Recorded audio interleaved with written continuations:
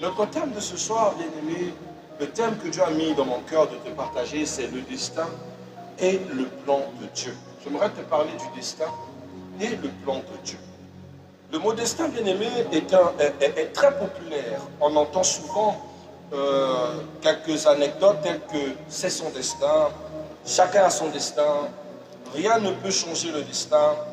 Mais ces affirmations correspondent-elles à l'enseignement de la Bible? Est-ce que la Bible parle-t-il dans ce sens? La réponse est nuancée, bien aimé, car la Bible ne développe pas une doctrine du destin au sens fataliste, pas du tout, où tout sera fixé de manière immuable. En revanche, elle enseigne clairement le plan de Dieu, sa volonté, bien aimé, son dessein, son appel et son projet pour chaque être humain. Ainsi, bien aimé, le chrétien ne croit pas au destin impersonnel, mais à Dieu personnel, qui conduit l'histoire sans supprimer la responsabilité humaine. Parce que le plus souvent, quand on a une projection du destin, on dit que tout est linéaire et que quelque part l'homme n'a aucune responsabilité, l'homme n'a aucune prévenance face à son destin. Alléluia. Donc on pense qu'il y a une courbe logique qui nous attend. L'homme de Dieu, vraiment, essaye de prendre la rallonge de l'autre, comment on appelle ça? De la batterie. Parce que ce que je vois là-bas, on risque d'être surpris que la batterie Wi-Fi lâche. Essaye de brancher ça. Juste ça rallonge, juste ça rallonge. Prendre sa rallonge à la source. Je le branche à la rallonge qu'on a construit la balise. Tu retires le piano.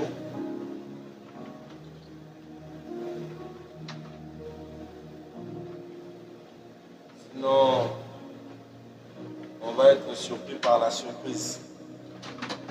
Donc, comme je disais que pour certaines personnes, le destin est linéaire. Cependant, bien aimé, la notion du destin est une question que nous devons nous poser. Souvent, j'entends dire par beaucoup de personnes ou par certains contemporains que ce qui m'arrive, c'est mon destin. Parce que les chrétiens, dans un langage propre, peuvent-ils dire que c'est mon destin, ce qui m'arrive, c'est mon destin, ou les chrétiens doivent-ils avoir un langage approprié? Voilà pourquoi notre petit 1, c'est le destin est-elle une notion biblique ou païenne? Bien aimé, dans la plupart des cultures antiques, le destin était considéré comme une puissance supérieure. Chez les Grecs, même les dieux étaient soumis au destin. Dans certaines religions orientales, le destin est lié au karma.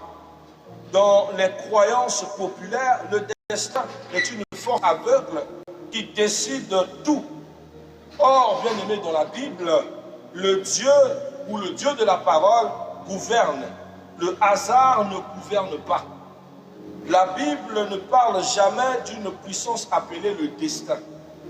Il parle toujours de Dieu, tel qu'on écrit dans Ésaïe chapitre 46, verset 9 au verset 10. Ésaïe 46, ce sera notre première lecture, bien aimé. Le verset 9 au verset 10. Amen. La Bible dit que ce livre de loi ne s'éloigne pas de toi. Médite-le nuit et jour. C'est toujours important d'avoir sa Bible à côté, mon cher ami, mon cher bien-aimé. Isaïe 46, verset 9 à 10, je lis au nom du Seigneur. La Bible dit, 46, il est écrit, souvenez-vous de ce qui s'est passé dès les temps anciens, car je suis Dieu, et il n'y a point d'autre. Je suis Dieu, et nul n'est semblable à moi. J'annonce dès le commencement ce qui doit arriver, et longtemps d'avance ce qui n'est pas encore accompli. Je dis, mes arrêtés subsisteront, et j'exécuterai toute ma volonté. J'exécuterai toute ma volonté. Ainsi parle l'Éternel, c'est lui qui décide du temps, celui qui décide de la fin, celui qui décide de toutes choses. Parole du Seigneur Tout-Puissant. Alléluia. Ainsi, bien-aimé, dans la parole, le destin n'a pas de puissance. Il n'est pas déclaré comme une puissance à part entière, mais plutôt Dieu gouvernant sur le commencement et la fin de toutes choses, Dieu décideur de la vie des hommes, et non une puissance qui domine sur toutes choses. Nous avons vu dans le parallélisme grec que dans la Grèce antique, le destin pouvait aussi être appliqué sur la divinité. Mais dans la parole, le destin n'a pas d'emprise sur Dieu. La parole ne laisse le destin décider de rien. Cependant, nous les enfants de Dieu, nous décidons et nous pensons que notre vie suit le chemin d'une destination qui a été tracée structurellement. Or, bien aimés, nous les enfants de Dieu ne subissons pas le destin, nous sommes ceux qui vivent selon ce qu'on appelle le plan de Dieu. Mais le plan de Dieu, c'est Dieu, car bien aimé, Dieu possède un plan. Le mot biblique n'est pas destin, mais dessein, conseil, volonté, plan, projet, appel, prédestination, dans un sens bien précis. Car dans Jérémie chapitre 29, verset 11, nous avons un exemple. La Bible dit, car je connais les projets que j'ai formés. Il n'a pas dit les projets qui sont déjà préétablis pour toi. Ou en fait les projets que le destin a jugés. Non, non. Dieu ne considère pas qu'il y ait un ange qui s'appelle destiné et que cet ange doit obéir à un plan. Non. Mais Dieu lui-même a fait des projets pour chaque créature, chaque personne qui est sur cette terre. Et la Bible dit, je connais les projets que j'ai formés sur vous, projets de bonheur et de paix et non de malheur. Car Dieu possède un projet, il n'improvise jamais. Mais c'est son projet, il décide de le faire comme il le veut, comme il le souhaite. Il est impersonnel dans son projet, mais personnellement avec nous. Alléluia. C'est très important. Une autre chose que vous devez savoir, c'est que Dieu connaissait notre vie avant notre naissance. Ce n'est pas une chose qui est établie dès la naissance. Or que si nous voyons dans la mythologie grecque, bien aimé, il y a ce qu'on appelle les femmes les deux sœurs de la destinée. Et les deux sœurs de la destinée, dans la mythologie grecque, ont le coup de connaître la destinée des hommes dès la naissance. Donc, pour avoir la notion de la connaissance de ce que tu deviendras, ça sera à partir de la naissance. Ces femmes ne pouvaient pas voir ce que tu es dans le ventre de ta mère. La façon que tu seras formé, si tu vas naître ou pas, ils n'ont pas encore cette notion. Mais pour avoir ou connaître ta destinée, les sœurs de la destinée doivent attendre ta naissance. Car après ta naissance, dans la mythologie grecque, un fil est dressé qu'on appelle le fil du destin. Mais cependant dans la parole, alléluia, cependant dans la parole, les choses ne se passent pas comme ça. Car dans la parole, Dieu a connaissance de toi avant même ta naissance. Dieu te connaît avant même que tu sois au monde. J'aime le livre des Psaumes 139, verset 16. La Bible dit, quand je n'étais qu'une masse informe, tes yeux me voyaient. Ça, c'est David qui parle. Mais quand on va dans Jérémie chapitre 1er, l'Éternel parle au verset 4. Il dit à Jérémie, quand tu n'étais qu'une masse informe, je t'ai connu. Quand tu n'étais encore que dans le néant.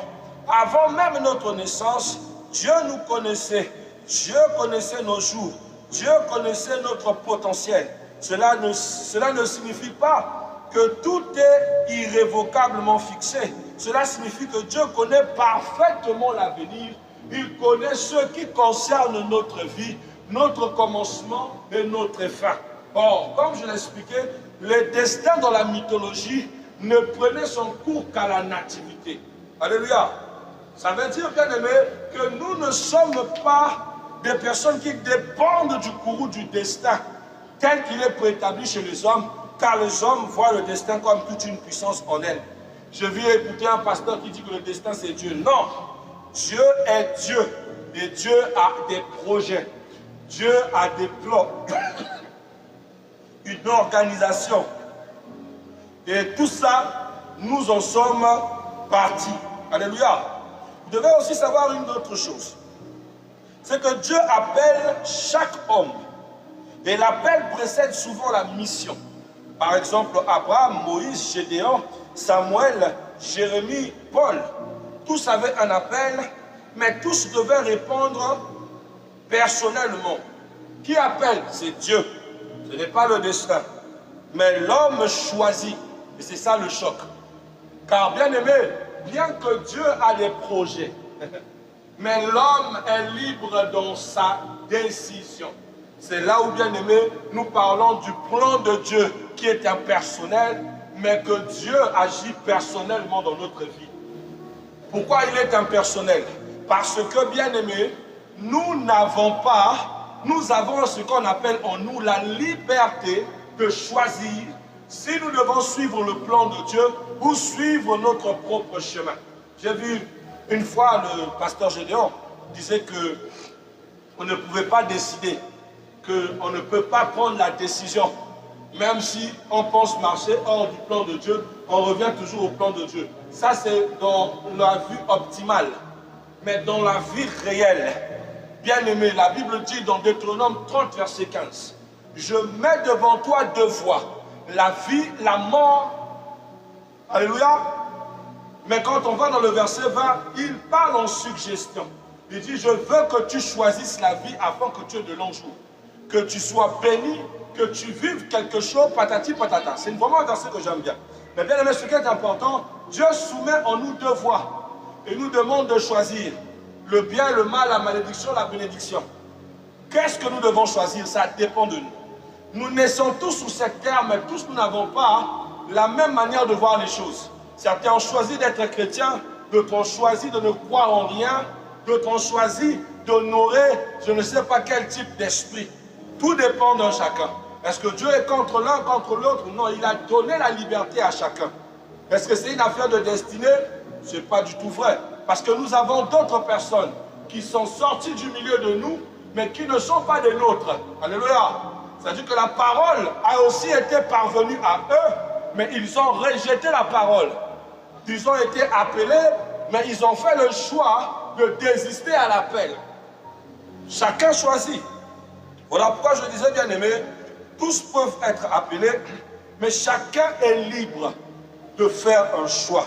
Vous devez savoir, c'est que le plan de Dieu peut-il être refusé? Oui.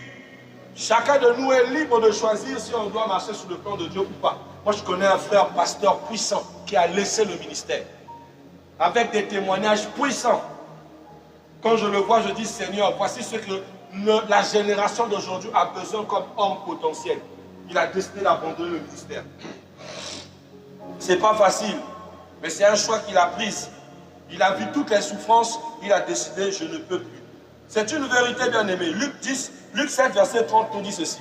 Les pharisiens rejetèrent à leur égard le dessein de Dieu. Les pharisiens ont choisi de rejeter à leur égard les desseins de Dieu. Ils ont rejeté le plan de Dieu. Le plan de Dieu existait. Ils ne l'ont pas accepté. Donc, le plan de Dieu existe.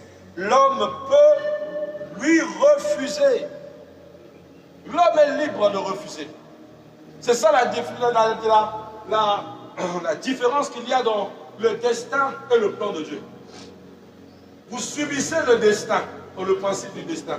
Mais dans le plan de Dieu, Dieu a établi un plan comme un père. Mon père a toujours voulu que ses enfants fassent l'enseignement. Mon père a toujours voulu que je sois peut-être, moi aussi peut-être un enseignant comme lui. Ma soeur aussi, elle voulait qu'elle aille à l'enseignement. Mais les choses de Dieu ont contrecarré les plans de mon père. Et comme la Bible aime dire, comme un père, il compatit. Il se compare toujours à un père pour nous, qui a des projets pour nous. Mais nous choisissons nos chemins. Si on doit suivre le plan de Dieu, je vous assure que personne ne sera malheureux. Mais malheureusement, nous choisissons nos chemins. Alléluia. Et Dieu respecte le libre arbitre. Dieu, il respecte nos choix. Dès le commencement, dans Deutéronome 30, verset 19, la Bible dit, j'ai mis devant toi la vie et la mort, choisis la vie. Dieu propose l'homme de choisir. le destin de choisir. Cependant, bien aimé, le destin est fataliste. Car le destin dit, tu ne peux rien changer. Tu entendras quelqu'un te dire, rien ne peut être changé. Rien n'est immuable. La Bible dit, tes choix ont des conséquences. Cependant, la Bible, le destin te dit, tu ne pourras rien changer. Bien, mais moi je connais des gens et des hommes qui ont été destinés à épouser des femmes, mais qui ne les ont pas épousées. Vous êtes d'accord? La prophétie par excellence, c'est annoncé que tu étais censé épouser la sœur interne. Dieu t'a visité, t'a confirmé. Mais après les éventualités de la vie, bien qu'en connaissance de la prophétie, vous n'êtes pas allés dans les mêmes directions. Parce que les gens pensent que parce que tu es ma femme prophétique, ou que tu es mon homme prophétique, ça veut dire que tant soit peu nos erreurs, nous finirons ensemble. Mais j'ai envie de vous dire que c'est archi faux. Car bel et bien que Dieu vous ait prévu être ensemble, vous avez une destinée prophétique, mais c'est vous qui la choisissez. Si vous devez l'accepter ou pas. Un jour, je disais à mon épouse, nous sommes une destinée prophétique. Mais j'ai envie de te rassurer d'une chose. Dieu n'est pas le seul à t'avoir choisi. Dieu t'a choisi, mais moi aussi je t'ai choisi. Parce que si je ne t'avais pas choisi, bien que tu étais le choix de Dieu, ben je n'allais pas continuer ce chemin. Je vous assure, souvent on reste avec les frères pasteurs et dit, Dieu m'avait montré cette sœur. Mais à la longue, quand j'ai vu la conduite, j'ai dit non, je ne pourrais pas supporter. J'ai préféré aller prendre une autre sœur. Jusqu'à aujourd'hui, ces hommes vivent. Tout ce qu'ils peuvent empiéter dans leur vie, c'est les conséquences. Mais est-ce que Dieu se détourne d'eux? Est-ce qu'ils vivent un karma? Oui. Est-ce que le destin s'applique-t-il? Non. Parce qu'ils ont été, si on voit de façon destinée ou prédestinés à quelqu'un, mais au final, l'observation les a emmenés ailleurs. Mais pourtant, c'était un choix prophétique. Parce que le plan de Dieu, bien que ça reste son plan, bien que ça reste son projet, est soumis à ses enfants. Et ses enfants choisissent. S'ils veulent, ok, s'ils ne veulent pas, chacun marche selon son karma. J'avais déjà une femme prophétique. J'ai gâché mon chemin. Au lieu de continuer à faire des erreurs dans la route, j'ai dit, Seigneur, si tu m'en présentes encore, j'obéirai cette fois-ci. Je serai fidèle à tes choix. Je pouvais aussi décider d'en prendre une autre sans marcher sans le boulier prophétique. À moi les conséquences. Ça dépendra de moi. Mais les conséquences seront réelles. Alléluia. Plusieurs personnes sont sorties du plan parfait de Dieu. Est-ce que vous le savez? Il y a beaucoup de personnes qui sont sorties du plan parfait de Dieu. Dieu les attend quelque part, il a tout prévu, mais on fait des choses à leur manière. Nous avons par exemple Saül. Dieu voulait faire de lui un grand roi. Mais Saül, dans son orgueil, l'a détruit, a détruit sa propre destinée.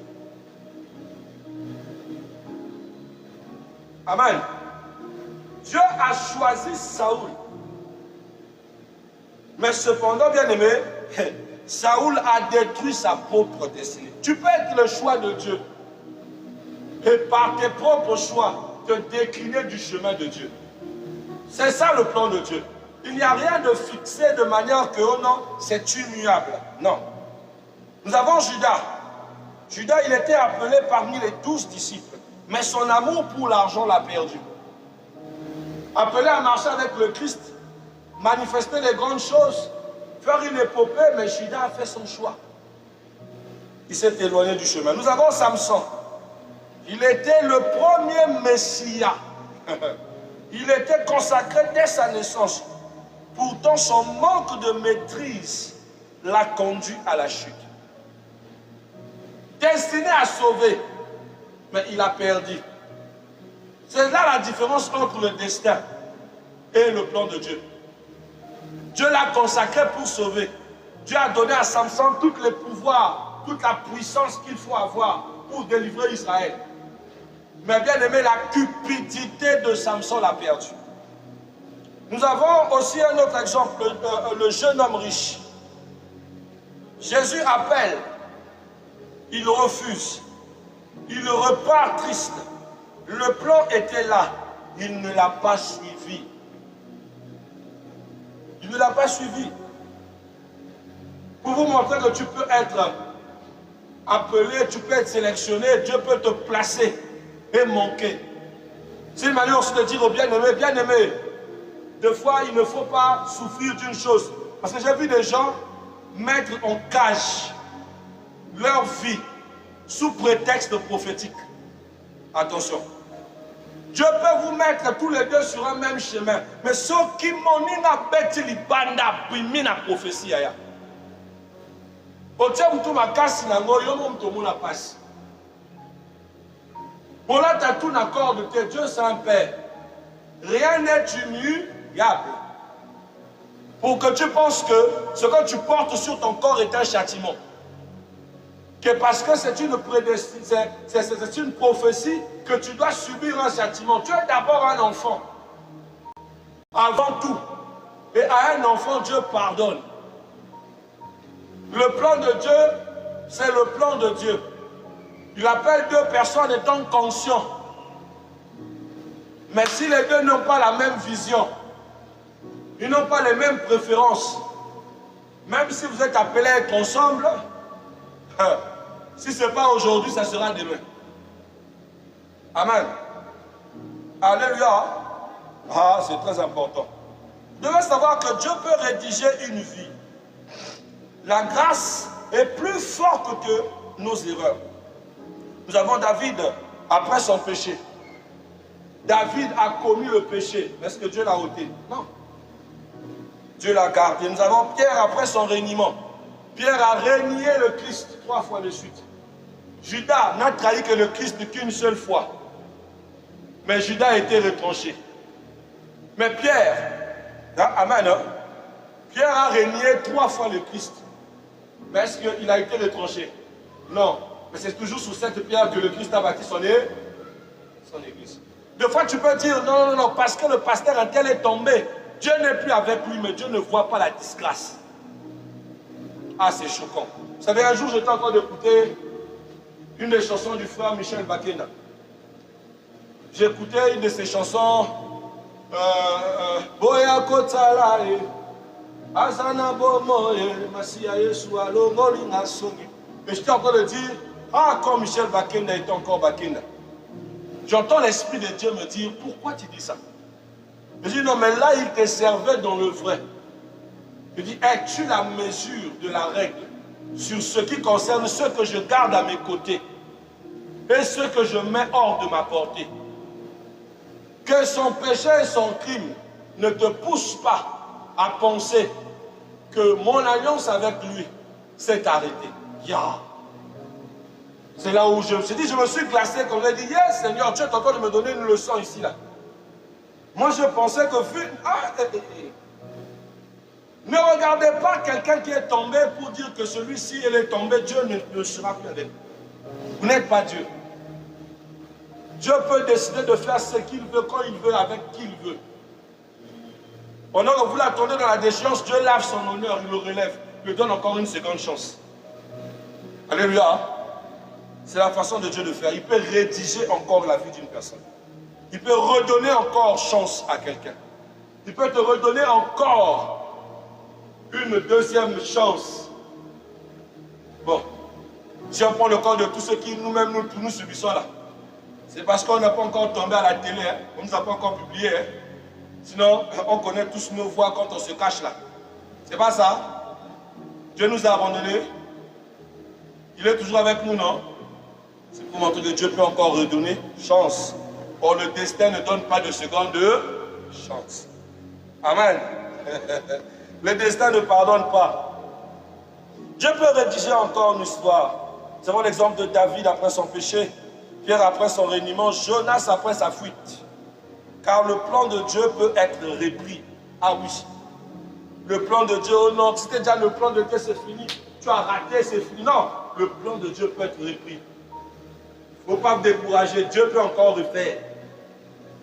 Dieu peut encore refaire. Il faut juste avoir la foi, il faut prier, il faut toucher son cœur. Il peut encore refaire. Tu peux le dire à ton voisin? Oui.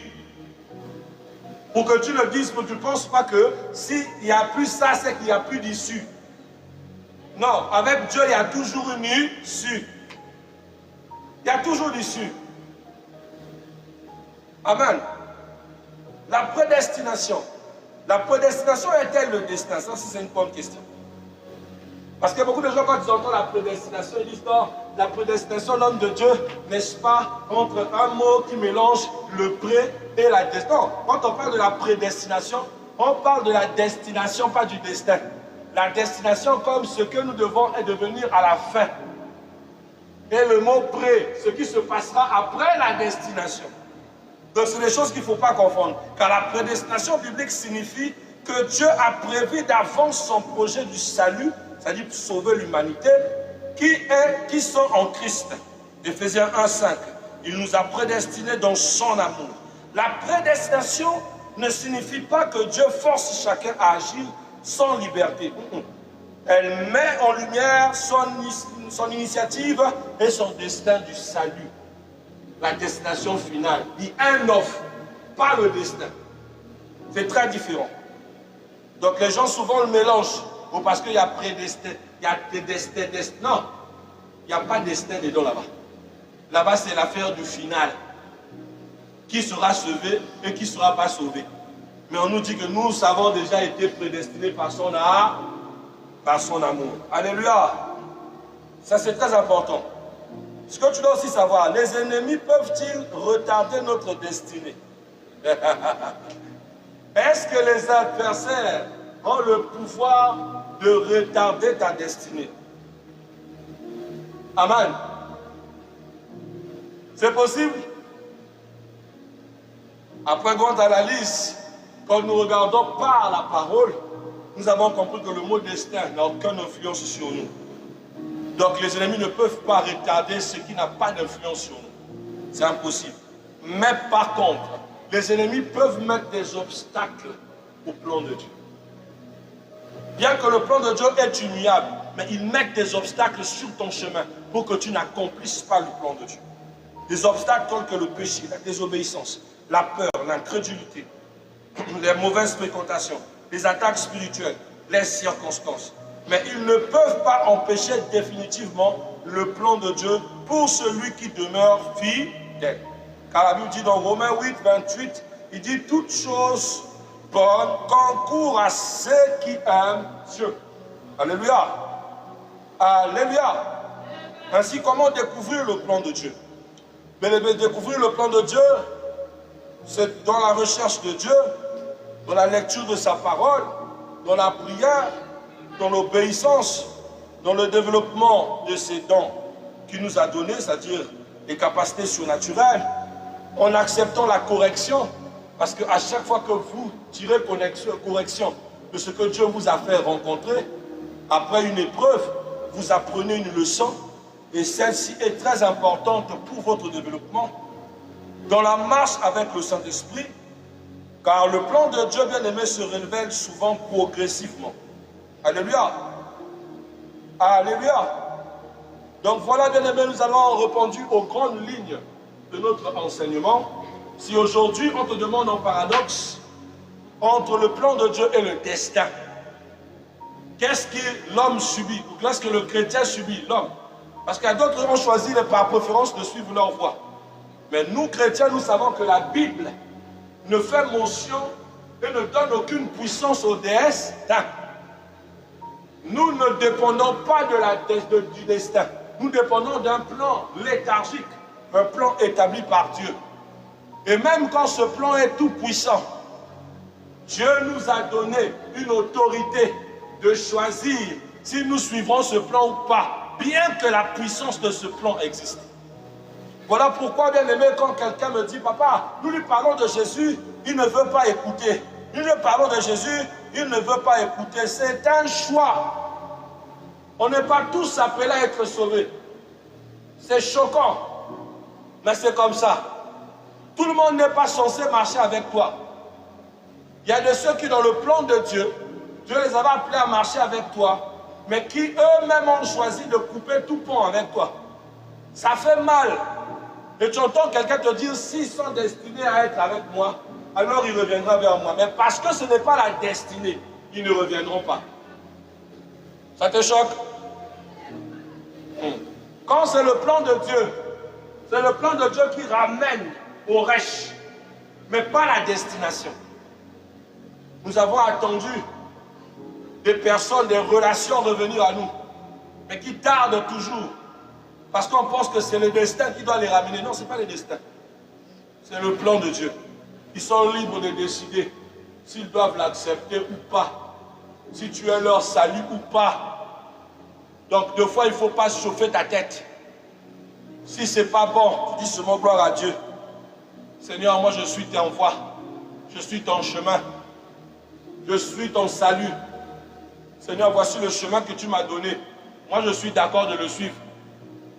Mais si l'autre ne veut pas suivre ce chemin, l'autre est en train de briser les règles de l'alliance. J'étais engagé avec une femme aux États-Unis.